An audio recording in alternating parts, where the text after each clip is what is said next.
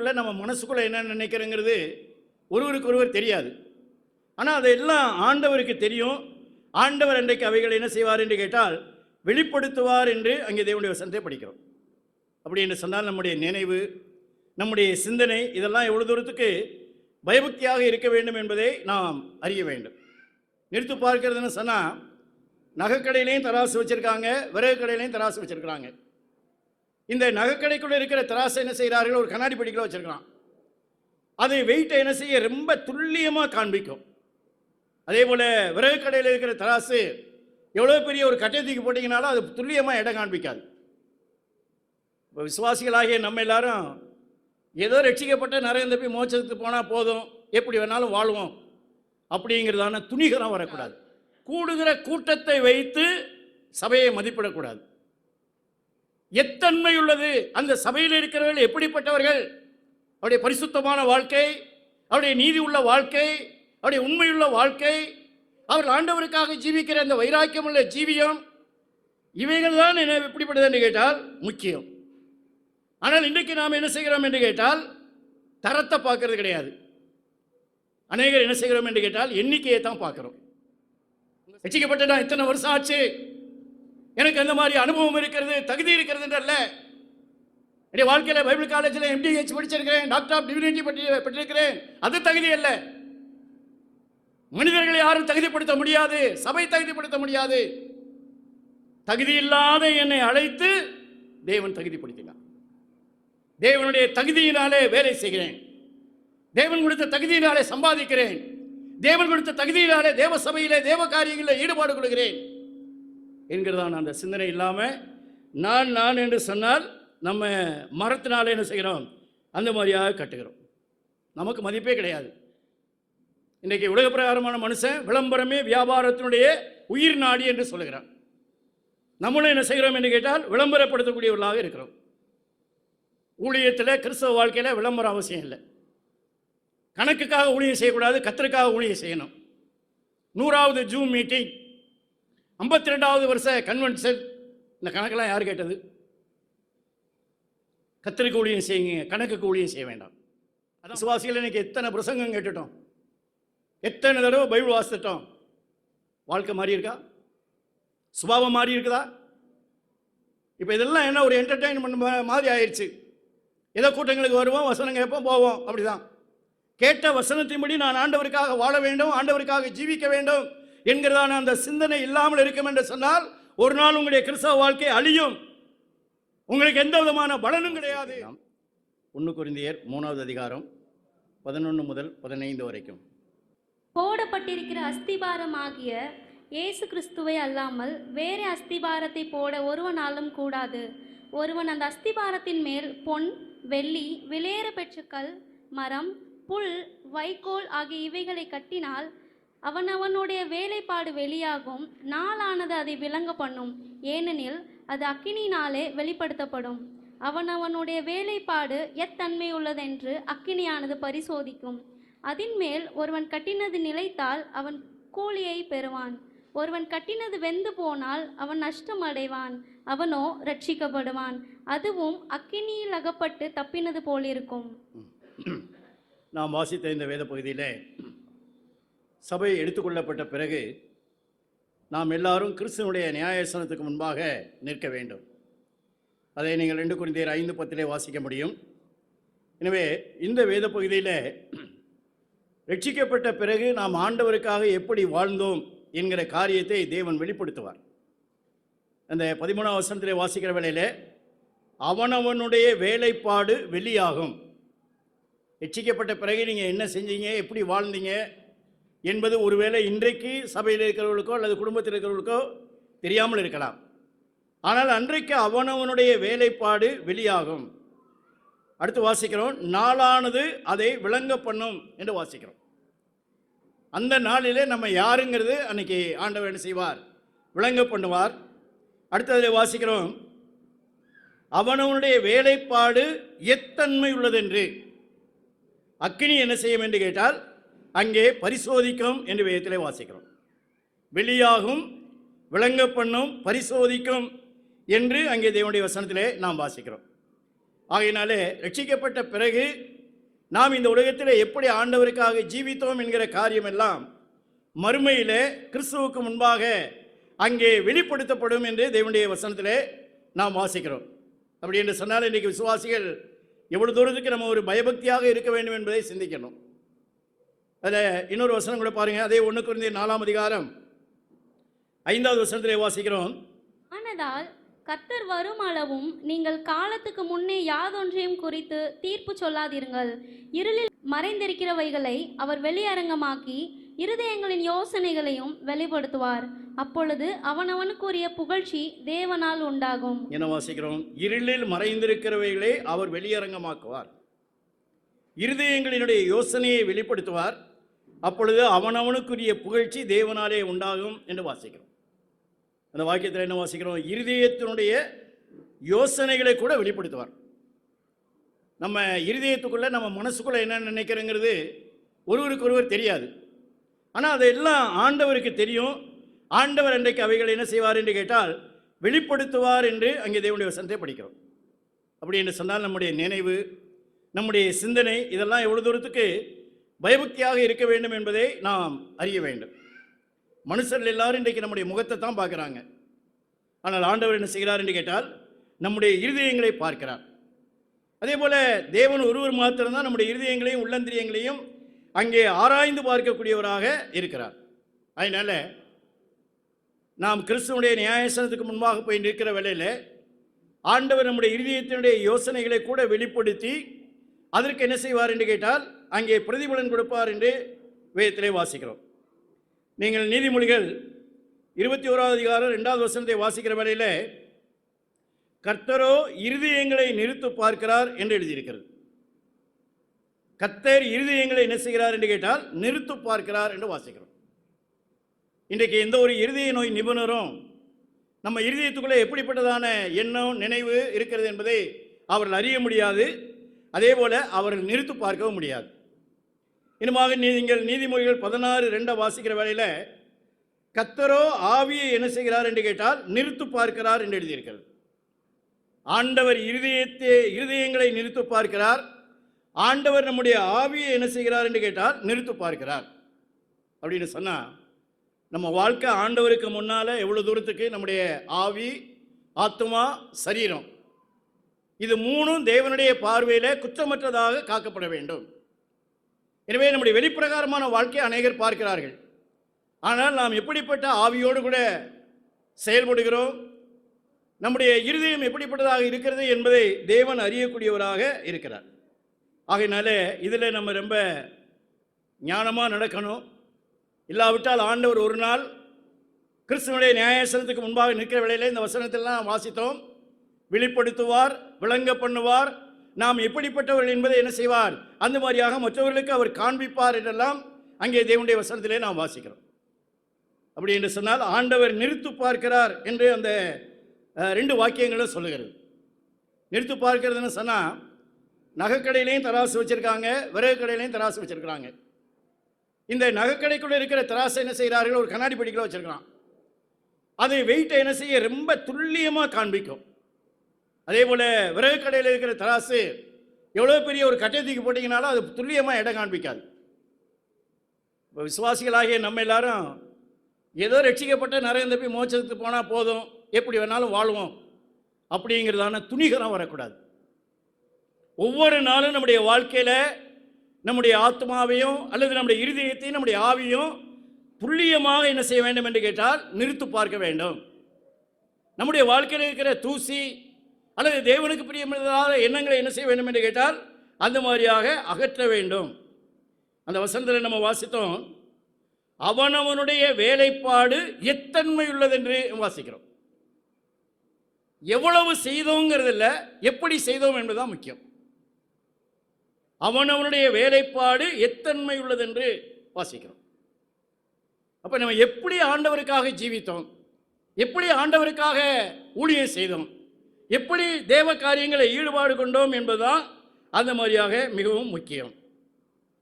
ஆகையினால எண்ணிக்கை கிடையாது, தரம்தான் முக்கியம்.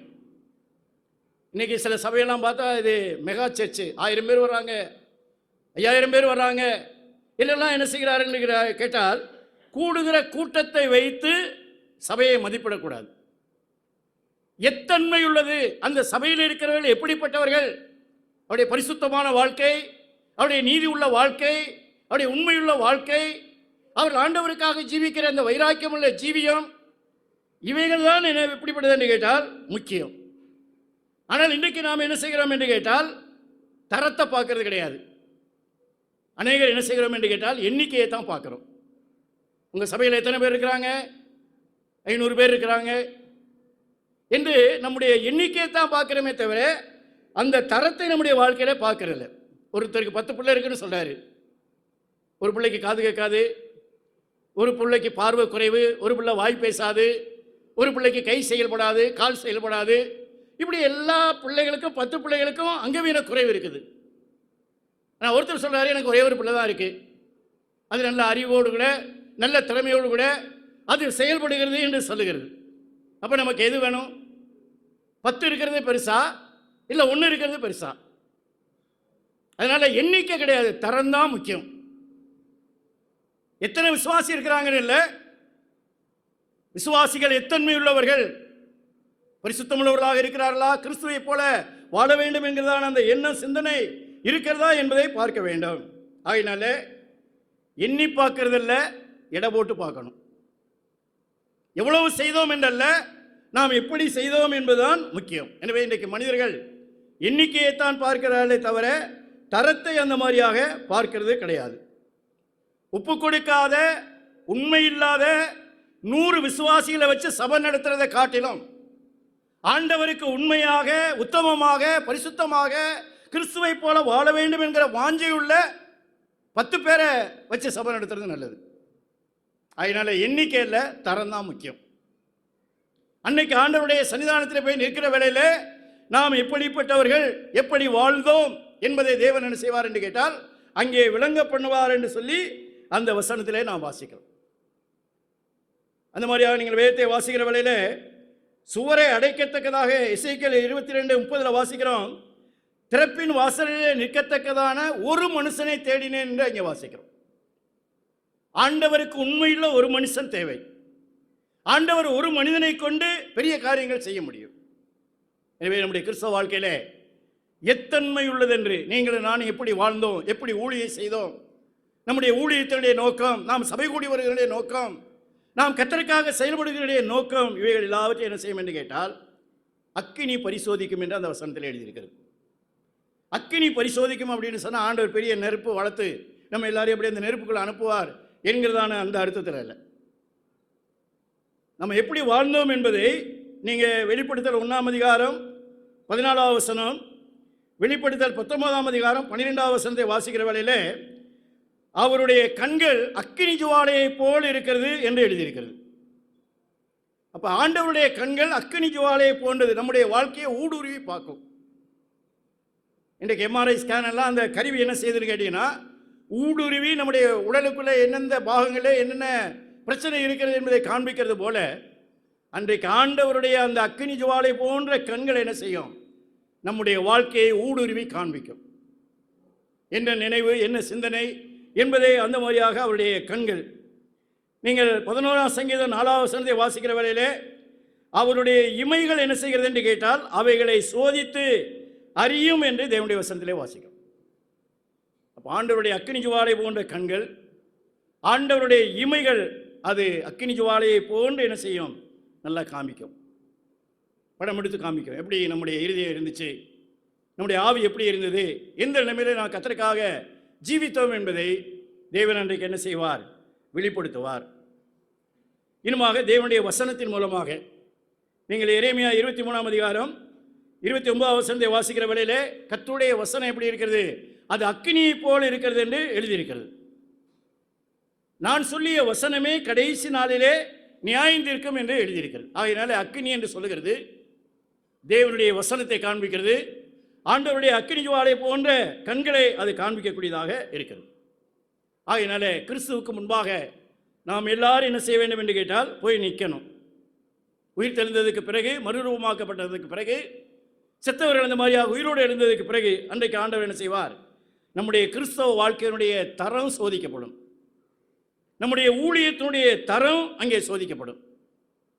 நம்முடைய கிறிஸ்தவ வாழ்க்கையினுடைய நோக்கம், அதாவது நம்முடைய மோட்டிவ், எதுக்காக ஆண்டவரை சேவிக்கிறோம், எதற்காக ஆண்டவரை பின்பற்றுகிறோம், எதற்காக ஆண்டவருக்காக ஊழியம் செய்கிறோம் என்கிறதான அந்த நோக்கம் அங்கே என்ன செய்யப்படும் என்று கேட்டால் பரிசோதிக்கப்படும். அந்த வேத பகுதியிலே நாம் வாசித்தோம், பொன் வெள்ளி விலையேறப்பெற்ற கல். ஒரு சாரார் இந்த விலையேறப்பெற்ற பொருட்களை கொண்டு தங்களுடைய கிறிஸ்தவ வாழ்க்கையை கட்டுகிறார்கள். இன்னொரு சாரார் விலை மதிப்பில்லாது மரம், புல், வைக்கோல் இவைகளை கொண்டு அங்கே அவர்கள் கட்டுகிறார்கள். அப்போ அது எதை காண்பிக்கிறேன் என்று கேட்டால், நாம் ஆண்டவருடைய மகிமைக்கென்று உண்மையாக உத்தமமாக ஜீவித்தோமா என்பதை தேவன் என்ன செய்வார் என்று கேட்டால் அன்றைக்கு வெளிப்படுத்துவார். ஆகையினாலே நம்முடைய உள்ளான நோக்கம், நம்முடைய ரியாலிட்டி ஆண்டவருக்கு முன்பாக வெளிப்படுத்தப்படும், அது வெளிப்படும் என்பதை வேதம் ஆணித்தரமாக சொல்லுகிறது. இப்போ இந்த பொன் வெள்ளி விலையேறப்பெற்ற கல், இது என்னது? அழியா தன்மையுள்ளது. அதை என்ன செய்ய முடியாது? அழிக்க முடியாது. அதே நேரத்தில் மரம், புல், வைக்கோல் அது அழியக்கூடியது. அது எரிஞ்சு என்ன செய்யும்? சாம்பலாய் போய்விடும் என்று வேதத்திலே வாசிக்கிறோம். அந்த 1 கொரிந்தியர் 3ஆம் அதிகாரத்திலே வாசித்தோம், ஒருவன் கட்டினது நிலைத்திருந்தால் என்ன செய்வான்? கூலியை பெறுவான். ஒருவன் கட்டினது வெந்து போனால் அவன் என்ன செய்வான்? நஷ்டம் அடைவான். அன்றைக்கு அநேகர் கிறிஸ்துவனுடைய நியாயாசனத்துக்கு முன்பாக நிற்கிற வேளையிலே, தேவன் பரிசோதிக்கிற வேளையிலே அநேகர் கூலியை பெறுவார்கள். காரணம், அவர்கள் பொன் வெள்ளி விலையேறப்பட்ட கற்களினாலே தங்களுடைய வாழ்க்கையை அந்த மாதிரியாக தேவனுடைய மகிமைக்காக கட்டினவர்கள். இன்னொரு சாரார் மரம், புல், அவர்கள் விசுவாசிகள் தான், மரம், புல், வைக்கோல் இவைகளினாலே கட்டினார்கள். ஆகையினாலே அவர்கள் என்ன செய்தார்கள்? நஷ்டம் அடைவார்கள். நீங்கள் வாழ்ந்த வாழ்க்கை வேஸ்ட். ஏன்னு கேட்டால், ஆண்டவருடைய வசனத்தின்படி ஆண்டவர் எதிர்பார்க்கிற விரும்புகிற நிலைமையில நம்முடைய ஜீவியம் இல்லாமல் போய்விடும். அந்த வசனத்தை என்ன வாசிக்கிறோம்? நஷ்டம் அடைவான், அவனோ ரட்சிக்கப்படுவான். அது எப்படி இருக்கும்?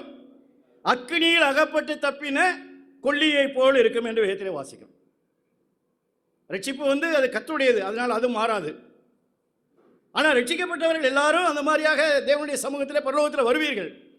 ஆனால் கிறிஸ்துவனுடைய நியாயாசனத்துக்கு முன்பாக நிற்கிற வேளையில் நீங்கள் ஆண்டவர் எதிர்பார்க்கிற விரும்புகிற நிலைமையில வாழ்க்கை இல்லாவிட்டால் நீங்கள் நஷ்டமடைவீர்கள். அவனோ ரட்சிக்கப்படுவான், அவன் எப்படி இருப்பான்? அக்கினியில் அகப்பட்டு தப்பின கொல்லியை போல இருப்பான். கிராமத்தில் அடுப்பில் அந்த மாதிரியாக விறகு வச்சு எரிக்கிற வேலையில் சமைச்சு முடிச்சாச்சுன்னு சொன்னால் அந்த கட்டையை வெளியில் எடுத்து என்ன செய்வாங்க? அணைச்சிருவாங்க. அப்போ அந்த கொல்லியில் போய் அந்த எரிஞ்சுக்கிட்டு இருந்த கட்டையை நம்ம நினச்சோன்னு சொன்னால் அதை பார்க்குறதுக்கு எப்படி இருக்கும்? கறிக்கட்டை மாதிரி இருக்கும். அதான் நம்ம வாழ்க்கை. பரலோகத்துக்கு வருவீங்க, ஆனால் பிரதர் சிஸ்டர் என்ன செய்யலை? ஆண்டவர் எதிர்பார்த்த மாதிரி ஆண்டவருக்காக ஜீவிக்கலை. அதனால அவங்க முகத்தை பார்த்தா, அவருடைய காரியங்களை பார்த்தா அப்படி இருக்கு, கறிக்கட்டை போல இருக்கிறது. அதனால இன்றைக்கு அநேகர் நாம் வெட்கப்பட வேண்டிய ஒரு நிலைமை வரும். அதனால அது வரக்கூடாது. அதான் நீங்கள் வாசிக்கிறோம். முதலாவது என்ன வாசிக்கிறோம்? பொன் என்று வாசிக்கிறோம். அந்த 1 கொரிந்தியர் 3ஆம் அதிகாரத்தில் பொன் என்பது எதை காண்பிக்கிறது என்று கேட்டால் தெய்வீக தன்மையை காண்பிக்கிறது. தெய்வீக சுபாவத்தை நமக்கு காண்பிக்கக்கூடியதாக இருக்கிறது. ஆண்டவரை விசுவாசித்து ஏற்றுக்கொண்டதற்கு பிறகு நம்முடைய வாழ்க்கையிலே மனுஷீகம் அல்ல, தெய்வீகம் தான் காணப்பட வேண்டும். ஏனென்றால் இனி நான் அல்ல, கிறிஸ்துவே என்று வாசிக்கிறோம். அப்படி என்றால் கிறிஸ்து எப்படி பேசுவார், கிறிஸ்து எப்படி நடந்து கொள்வார், கிறிஸ்து எப்படி சிந்திப்பார் என்கிறதான அந்த தெய்வீக தன்மையுள்ளவர்களாக நீங்கள் நானும் ஜீவிக்க வேண்டும். எனவே அதைத்தான் அந்த பொன் என்ன செய்கிறது என்று கேட்டால் காண்பிக்கக்கூடியதாக இருக்கிறது. மனித ஒழுங்கின்படி அல்ல, தேவனுடைய ஒழுங்கின்படி ஆண்டவருக்கு உண்மையாக இருக்கணும். எனவே பொன் எதை காண்பிக்கிறது கேட்டால் தெய்வீக தன்மையாய் காண்பிக்கக்கூடியதாக இருக்கிறது. அடுத்து மரம் என்று வாசிக்கிறோம். அந்த மரம் எதை காண்பிக்கிறேன் என்று கேட்டால் அந்த மாதிரியாக நம்மையே மேன்மையாக எண்ணுகிறது. அதாவது ஆண்டவரை நம்முடைய வாழ்க்கையில உயர்த்தாதபடிக்கு நம்மை நாமே புகழ்ந்து கொள்கிறது. நான் கட்டின சபை, நான் ஞானசானம் கொடுத்த ஆளு, நான் அந்த மாதிரியாக பண்ணி வச்ச கல்யாணம், அல்லது நான் பெண்ணு பார்த்து கொடுத்தேன் என்னெல்லாம் என்ன செய்கிறார்கள்? அந்த நான் என்று சொல்லுகிற அந்த சுபாவம் தான் மரம். அதாவது தேவனை முன்னிலைப்படுத்தாதபடிக்கு தங்களை முன்னிலைப்படுத்துகிறது தான் என்னன்னு கேட்டீங்கன்னா அந்த மரத்தினால கட்டுகிறது. ஆண்டவருடைய மகிமையை தேடலை, எல்லாம் என்ன செய்கிறார்கள்? தங்களைத்தான் அந்த மாதிரியாக சொல்லுகிறார்கள். அவர்கள் இயேசு கிறிஸ்துவை தான் அஸ்திபாரமாக கொண்டிருக்கிறார்கள். ஆனால் தெய்வீக சுபாவம் இல்லாதபடிக்கு மனுஷீக சுபாவத்திலே அவர்கள் செய்கிறார்கள். நான் சம்பாதித்தது, நான் கொடுத்தது, நான் கொண்டு வந்தது என்றெல்லாம் சொல்லி நான் நான் என்று சொல்கிறார். ஆண்டவரை விசுவாசித்து ஏற்றுக்கொண்ட உடனே நம்ம அந்த நான் என்கிறது என்ன செய்யணும்? சாகணும். கலாத்தியர் 2:20 கிறிஸ்துவுடனே கூட சிலுவையில் அறையப்பட்டேன், ஆயினும் இப்பொழுது நான் பிழைத்திருக்கிறேன், இனி நான் அல்ல கிறிஸ்துவே எனக்குள் பிழைத்திருக்கிறார். அதனால் நம்ம பிழைக்கக்கூடாது, கிறிஸ்து தான் பிழைக்கணும், கிறிஸ்துவை தான் உயர்த்தணும், கிறிஸ்துவை தான் கனப்படுத்தணும், கிறிஸ்துவுக்கு தான் மகிமை கொண்டு வர வேண்டும். எனவே அதைத்தான் இது என்ன செய்கிறது கேட்டால் காண்பிக்கிறது. 1 கொரிந்தியர் 15ஆம் அதிகாரம் அந்த 9ஆவது வசனத்தையும் 10ஆவது வசனத்தையும் நீங்கள் வாசிக்கிற வேளையில் அந்த 10ஆவது வசனம் எல்லாரும் நீங்கள் மனப்பாடம் பண்ணணும். அதில் 9ஆவது வசனத்தில் படிக்கிறோம், நான் அப்போஸ்தலன் என்று பெயர் பெறுவதற்கு யார் கிடையாது, பாத்திரன் அல்ல என்று அங்கே பவுல் சொல்கிறார். 1 கொரிந்தியர் அந்த 15ஆவது அதிகாரம் 9:10 9ஆவது வசனத்தில் நான் அப்போஸ்தலன் என்று பெயர் பெறுவதற்கு பாத்திரன் கிடையாது. 12 அப்போஸ்தலரை காட்டிலும் பவுல் ஆண்டவருக்காக செயல்பட்டவர் தான். ஆனால் இந்த அப்போஸ்தலனுடைய பெயர் கூட பெறுகிறதுக்கு எனக்கு தகுதி கிடையாது. அடுத்து என்ன செய்கிறார்? 9ஆவது வசனம் எல்லாரும் மனப்பாடம் பண்ணுங்க. நான் இருக்கிறதே தேவனுடைய கிருபையினால தான் இருக்கிறேன். நான் சரிவிகித உணவு சாப்பிட்டதுனால, நான் அப்படி ஆண்டவருக்காக பக்தியாக வாழ்ந்ததுனால அல்ல, தேவனுடைய கிருபையினால இருக்கிறேன். தேவன் எனக்கு அருளின அந்த கிருபை என்ன செய்யவில்லை, விருதாவாக இருக்கவில்லை. அந்த கிருபைக்கு நான் பாத்திரவானாக நடந்து கொண்டேன். அடுத்து என்ன வாசிக்கிறோம்? அவர்கள் எல்லாரும் நான் அதிகமாய் பிரயாசப்பட்டேன், ஆகிலும் நான் அல்ல என்னுடனே இருக்கிற தேவ கிருபையே அப்படி செய்தது. ஒரு நாள் நான்கிற வார்த்தையே வரக்கூடாது. அன்னைக்கு வரையில் ஆண்டவர் வெளிப்படுத்துவார். உன் வாழ்க்கையில் ரட்சிக்கப்பட்ட பிறகு இத்தனை வருஷம் இத்தனை தடவை நான் சொல்லிக்கிறேங்க. நான் அல்ல. நம்ம ஆண்டவருக்காக பிரயாசப்படுகிறதெல்லாம் சரிதான். நம்முடைய பிரயாசம் எல்லாம் ஆண்டவருடைய கிருபையினால. அவர்கள் எல்லாரும் அதிகமாய் பிரயாசப்பட்டேன், ஆகிலும் யார் கிடையாது, நான் அல்ல எனக்குள்ளே இருக்கிற அந்த தேவ கிருபையினாலே ஆண்டவருக்காக ஜீவித்தேன், ஆண்டவருக்காக ஊழியம் செய்தேன், ஆண்டவருக்காக செயல்பட்டேன் என்கிறதான அந்த சிந்தனை நமக்கு இருக்க வேண்டும். நம்ம யாருக்கும் தகுதியே கிடையாது. ஆண்டவர் தான் என்ன செய்தார் என்று கேட்டார், நம்மை தகுதிப்படுத்தினார். அதே அந்த 2 கொரிந்தியர் 3ஆம் அதிகாரம் அந்த 3ஆவது அதிகாரத்திலே நாம் வாசிக்கிறோம் 5ஆவது வசனத்திலே. அதை எல்லாரும் மனப்பாடம் பண்ணுங்க. சண்டே ஸ்கூல் பிள்ளைகள் தான் மனப்பாடம் பண்ண நினைக்காதீங்க. சாகிற வரைக்கும் விசுவாசிகள் மனப்பாடம் பண்ணணும். அந்த 3:5 நான் வாசிக்கிறோம். எங்களால் ஏதாகிலும் ஆகும் என்பது போல ஒன்றை யோசிப்பதற்கு நாங்கள் எங்களாலே தகுதியானவர்கள் அல்ல. எங்களுடைய தகுதி தேவனாலே உண்டாயிருக்கு. ரட்சிக்கப்பட்டு நான் இத்தனை வருஷம் ஆச்சு, எனக்கு அந்த மாதிரி அனுபவம் இருக்கிறது, தகுதி இருக்கிறது என்று அல்ல. என்னுடைய வாழ்க்கையில் பைபிள் காலேஜில் MDH படிச்சிருக்கிறேன், டாக்டர் ஆஃப் டிவினிட்டி பெற்றிருக்கிறேன், அது தகுதி அல்ல. மனிதர்களை யாரும் தகுதிப்படுத்த முடியாது, சபை தகுதிப்படுத்த முடியாது.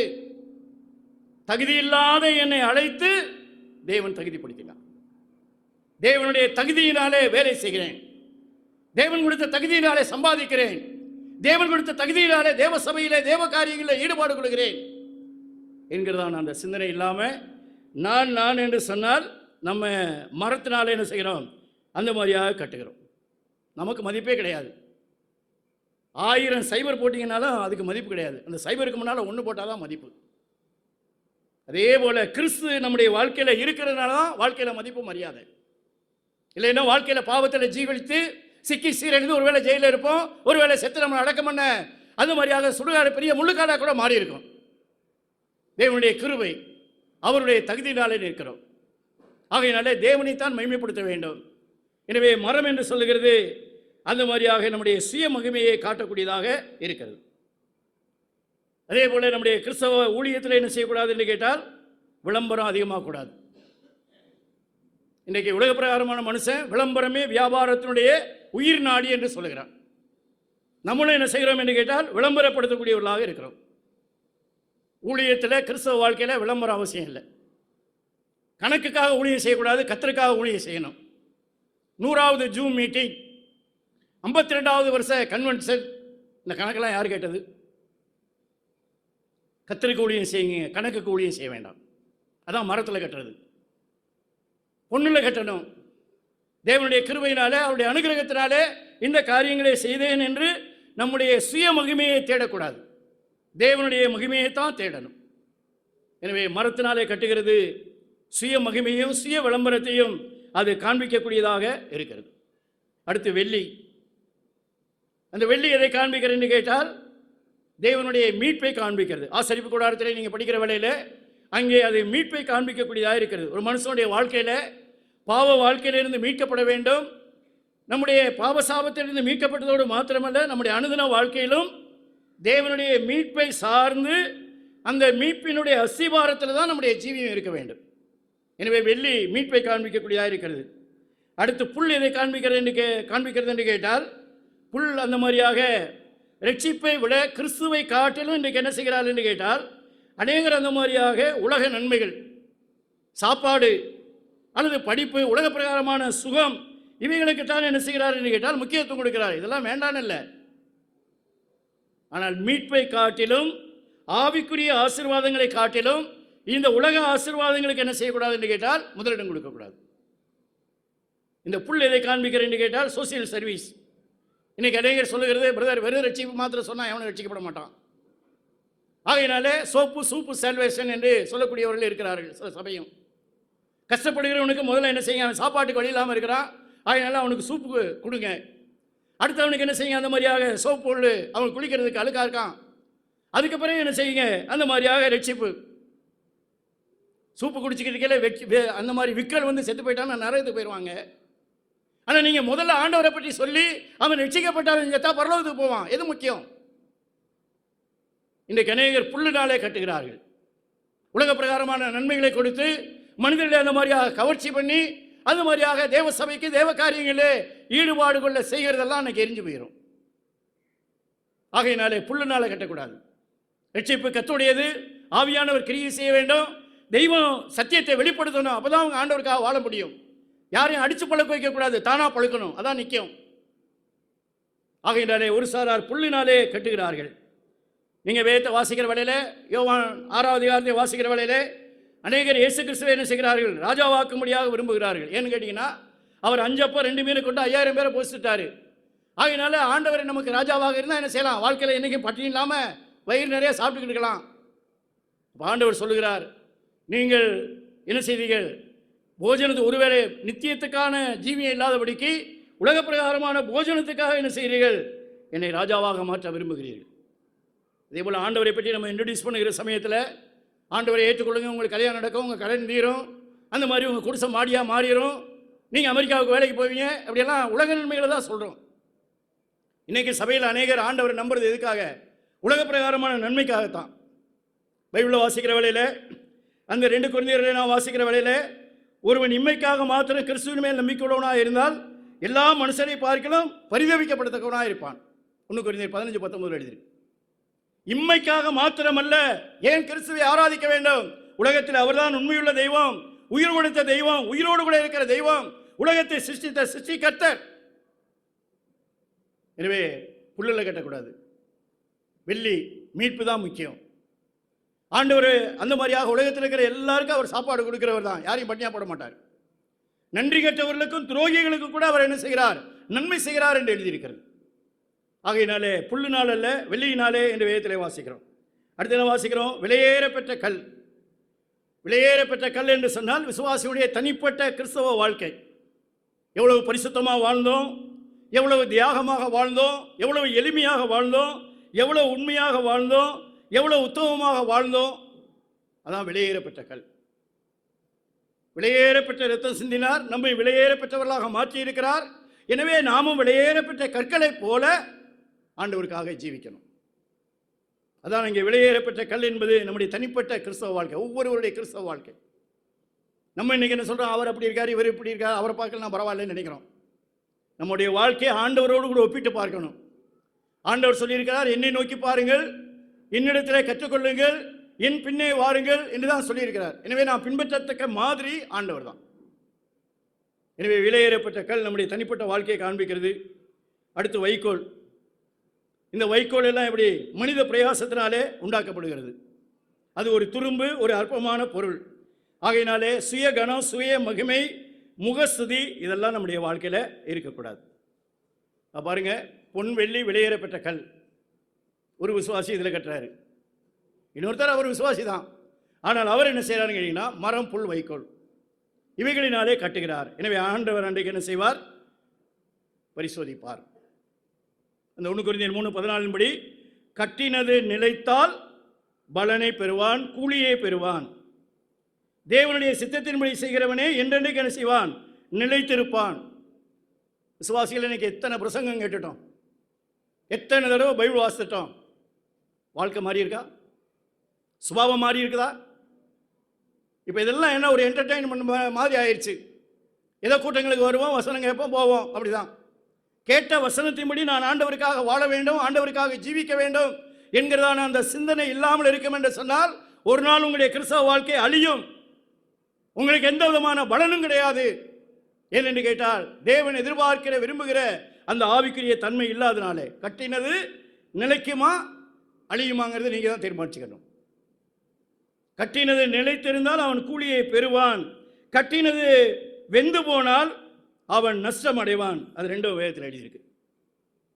லூக்கா 6ஆம் அதிகாரம் 46 49 வரைக்கும் வாசிக்கிற வேளையில் வசனம் கேட்கறதுல 2 குரூப் இருக்கு.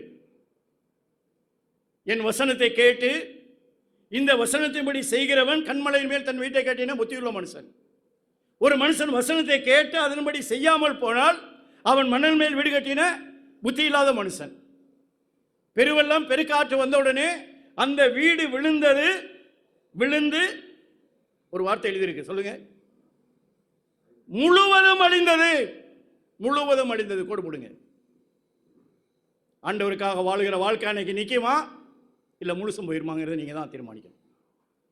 வசனம் கேட்கறது நல்லது. ஆண்டவரே வசனம் இப்படி சொல்லுகிறது, ஆவியானவர் விதமாய் சொல்லுகிறார், எனவே ஆண்டவரே நான் இப்படிப்பட்ட ஒரு வாழ்க்கையை வாழ்வதற்கு எனக்கு அருள்தாரும், உம்முடைய தேவ கிருபையை நான் நாடுகிறேன், தேவ ஒத்தாசையை நாடுகிறேன் என்று சொல்லி என்ன செய்ய வேண்டும் என்று கேட்டால் ஆண்டவருக்கு நம்முடைய வாழ்க்கையை கமிட் பண்ணணும். ஆகையினால இதிலிருந்து அறிகிற சத்தியம், நிலைச்சா பலன் கிடைக்கும், அந்த மாதிரியாக வெந்து போனால் நாம் என்ன செய்வோம்? நஷ்டம் அடைவோம். ஆகையினாலே நம்முடைய வெளியில் பார்க்குற வேலையில் 2 வீடு தான். மணல் மேலே கட்டினதும் வீடு தான், கற்பாறை மேலே கட்டின வீடு தான். ஆனால் பரிசோதிக்கிற வேலையில் தான், வெள்ளம் வருகிற சமையலில் தான் இந்த வீடு முழுசும் அழிந்தது, ஒன்று கூட நிற்கலை. ஆனால் இன்னொரு வீடு நின்றுச்சு. ஆகவே நம்முடைய கிறிஸ்தவ வாழ்க்கையில் நிலைத்திருந்தால் கூலி கிடைக்கும், இல்லைன்னா நஷ்டம் அடைவோம், அன்றைக்கு வெட்கப்படுவோம்.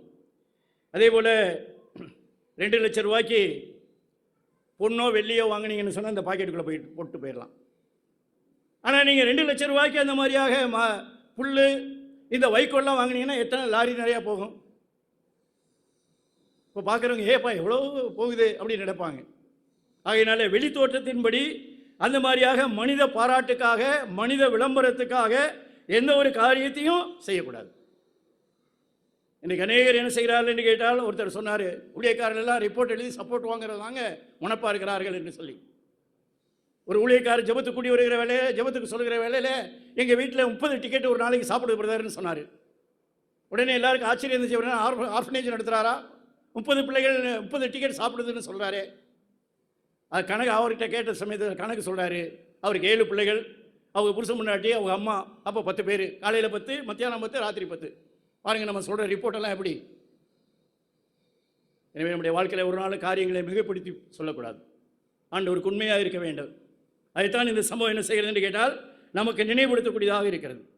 அதே போல் நம்முடைய சுய ஞானம், நம்முடைய சுய அறிவினால் எந்த ஒரு காரியத்தையும் நம்ம செய்யக்கூடாது. நம்ம எந்த ஒரு காரியம் செய்தாலும் அது தேவனுடைய வல்லமையினால தான் நம்ம செய்கிறோம். நீங்கள் அந்த 2 கொரிந்தியர் 4ஆம் அதிகாரம் 5வது வசனத்தை வாசிக்கிற வேளையில் 2 கொரிந்தியர் 4:7, 2 கொரிந்தியர் 4:7, இந்த மகத்துவமுள்ள வல்லமை எங்களால் உண்டாயிராமல் தேவனாலே உண்டாயிருக்கிறது என்று விளங்கும்படி இந்த பொக்கிஷத்தை என்ன செய்திருக்கிறோம்? மண்பாண்டங்களிலே பெற்றிருக்கிறோம். 62ஆம் சங்கீதம் 11வது வசனத்தின்படி வல்லமை தேவனுடையது. தேவன் ஒரு தரம் விளம்பினார், 2 தரம் கேட்டிருக்கிறேன், வல்லமை தேவனுடையது. தேவனுடைய வல்லமையினாலே ஜீவிக்க வேண்டும், தேவனுடைய வல்லமையினாலே ஊழியம் செய்ய வேண்டும். ஆகையினாலே நான் வல்லமையுள்ள விசுவாசி, நான் வல்லமையுள்ள ஊழியக்காரன், நான் வல்லமையுள்ள மூப்பர் என்றல்ல. இந்த வல்லமையை பெற்றிருக்கிற நம்ம யாரு? மண்பாண்டம். பித்தளை அலுமினியம் கூட நெரிசு எடுத்துடலாம்.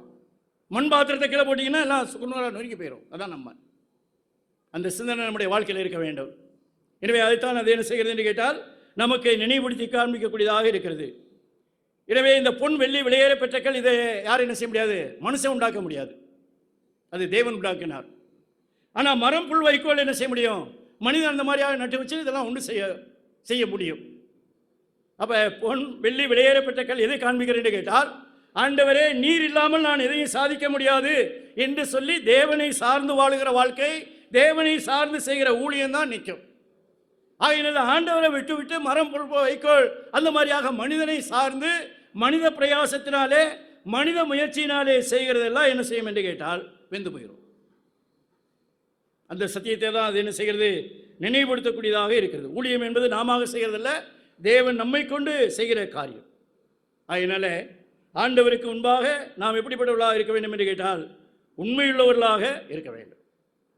அதனால அன்றைக்கு வெட்கப்பட்டு போயிடக்கூடாது, அன்றைக்கு அந்த மாதிரியாக நஷ்டமடைய கூடாது. ஆகையினால அன்றைக்கு ஆண்டவர் நம்முடைய வெளி வேஷத்தை எல்லாம் கலைப்பார்.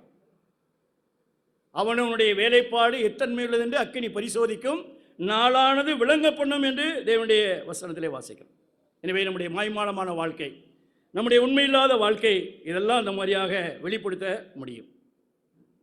ஒரு ஆர்ஃபனேஜில் அவர்களுக்கு உதவி செய்யக்கூடிய அந்த எய்டு கொடுக்கிறவர்கள் வெளிநாட்டில் இருந்து வராங்கன்னு சொன்ன உடனே அந்த ஆர்ஃபனேஜை நடத்தின ஒரு கிறிஸ்தவ ஆர்ஃபனேஜில், அனாதை சாலையில் ஒரு 100 காலி பிஸ்கட் என்ன வாங்கி அடுக்க சொன்னாங்களாம்.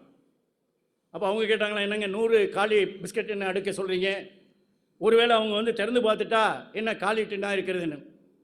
அப்போ அந்த மேனேஜ் பண்ணுகிற நடத்துகிறவர் சொன்னாராம், இந்த டின் அவங்க திறந்து பார்த்தாச்சுன்னா 100 டின்னு பிஸ்கட் வாங்கினா எல்லாம் காலியாக போச்சு, அதனால நீ பிஸ்கட் வாங்கணும்.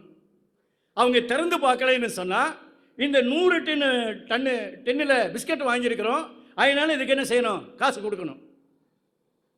அமெரிக்காக்காரனை ஏமாற்றலாம், ஆண்டவரை ஏமாற்ற முடியாது. ஜெர்மன்காரனை ஏமாற்றலாம், ஜீவனுள்ள தேவனை ஏமாற்ற முடியாது. அன்னைக்கு ஆண்டவர் வெளிப்படுத்துவார். பைபிள் அப்படி தான் சொல்லியிருக்கு. நீங்கள் நான் யார், நாம் எப்படிப்பட்டவர்கள், எவ்விதமாக ஆண்டவருக்காக ஊழியம் செய்தோம் என்று ஆண்டவர் இன்றைக்கு என்ன செய்வார் என்று கேட்டால் விளங்க பண்ணுவார். எனவே நம்முடைய கிறிஸ்தவ வாழ்க்கையில் ஆண்டவருக்கு உண்மையாக இருக்க வேண்டும், ஆண்டவருக்கு உத்தமமாக இருக்க வேண்டும். மனுஷர் முன்பாக என்ன செய்கிறோம், நீதிமானாக காட்ட முயற்சி பண்ணுகிறோம். லூக்கா 16:15 எழுதியிருக்கிறது, மனுஷர் முன்பாக உங்களை நீதிமான்களாக காட்ட பிரயாசப்படுகிறார்கள், தேவனோ உங்களுடைய இருதயத்தை பார்க்கிறார். இந்த பொன் வெள்ளி வெளியேறப்பட்ட கல் இதை என்ன செய்யணும், தங்க சுரங்கத்திலெல்லாம் அவங்க என்ன செய்யணும், தோண்டி எடுக்கணும். ரொம்ப முயற்சி, கடுமையான உழைப்பு அது தேவை. அதே போல் ஆண்டவருடைய ஆவிக்குரிய ஜீவியத்துக்காக அதிகமான பிரயாசங்கள் தேவை. எனவே நம்முடைய கிறிஸ்தவ வாழ்க்கையில் நாளானது விளங்க பண்ணும். அவனுடைய வேலைப்பாடு வெளியாகும். வேலைப்பாடு எத்தன்மையுள்ளது என்று அக்கினி பரிசோதிக்கும். ஒரு 2 பேர் வனாந்தரத்தில் நடந்து போனாங்களாம், ஒரு கதை.